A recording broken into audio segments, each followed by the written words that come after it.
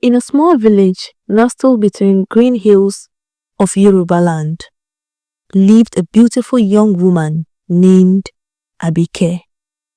She was the only daughter of Mr. and Mrs. Jegede, a well-respected couple in the village.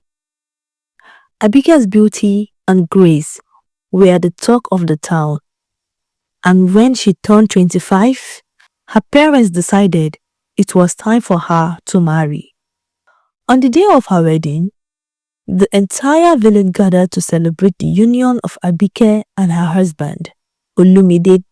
Abike's joy was so radiant. It seemed as though nothing could spoil her happiness. Her father, Mr. Jegede, had spared no expenses for the wedding, and the celebration was as grand as any other in the village. But amongst all the gifts Abike received that day, one stood out: a beautiful handcraft mortar and pestle. It was a gift from her neighbor, a woman named Alaba. Alaba, she had many daughters, but no suitors seemed interested in marrying them. It was clear that Alaba's heart was filled with jealousy. She couldn't bear the sight of Abike, so young, so loved, and so blessed. The sight of the mortar in Abike's hands, fresh with joy, filled Alaba's heart with bitterness. With a cold smile, Alaba whispered to herself as she watched Abike admire the gifts, "You will never know joy of motherhood." Abike, unaware of the envy, placed the mortar in her home with a sense of pride. It was a beautiful gift, a symbol of her new life. She thought of it as a connection to the tradition of her ancestors, a link between her past and the future she was eager to build with Olumide. Months passed after the wedding, and Abike's happiness only grew. She and Olumide began planning for their future, dreaming of the day they would hold their first child in their arms. But fate, as cruel as it could be, had another plans. One day, as Abike pounded yam in the mortar with the pestle, she felt a sharp pain in her stomach. She dismissed it at first, thinking it was nothing, just a little discomfort. But soon, the pain intensified, and to her horror, she miscarried the baby she had just begun to carry. Heartbroken, Abike didn't know what to make of it. The doctor could find no reason for the loss, and Olumide was equally puzzled. The pain of losing her first child was so unbearable.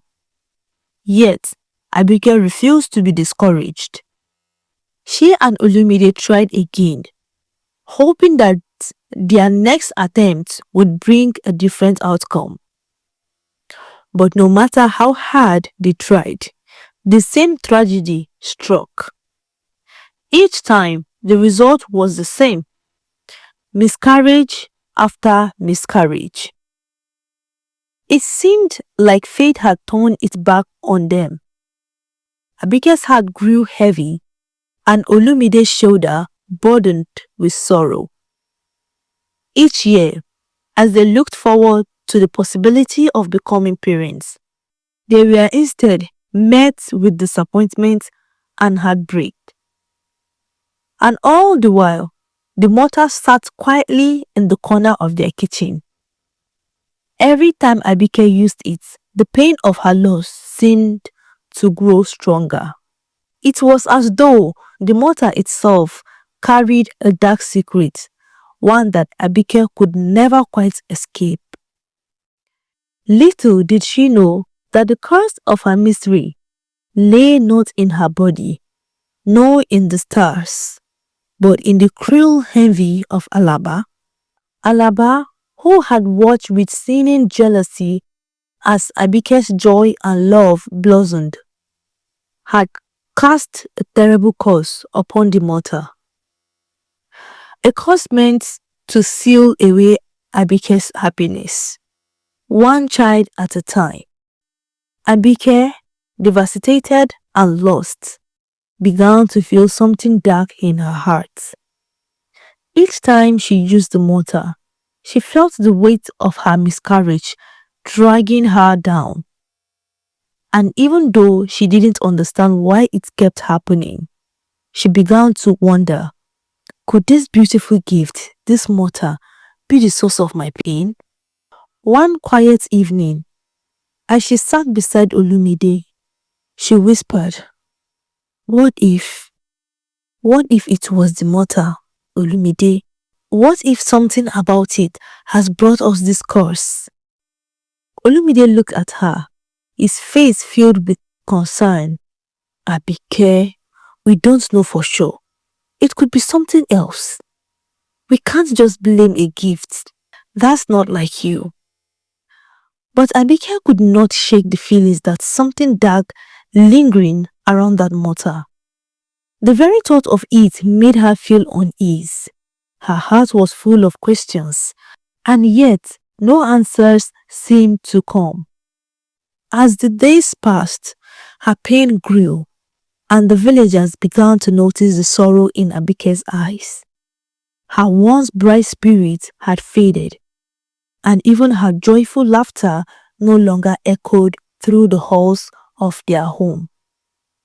It was as though the joy that once filled her life had been stolen, little by little, with each passing day.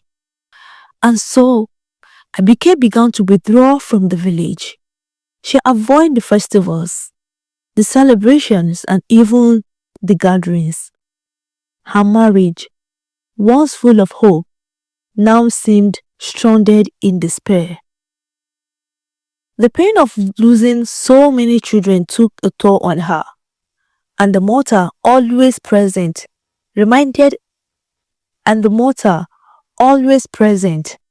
remained a constant reminder of what she had lost. But the true torment had only begun. One evening, after Abike had used the mortar again, she felt a strange sensation, a sensation that would change everything. The full mysteries of the mortar was about to reveal itself, and Abike's fate was on the brink of something far more chilling than she could ever imagine.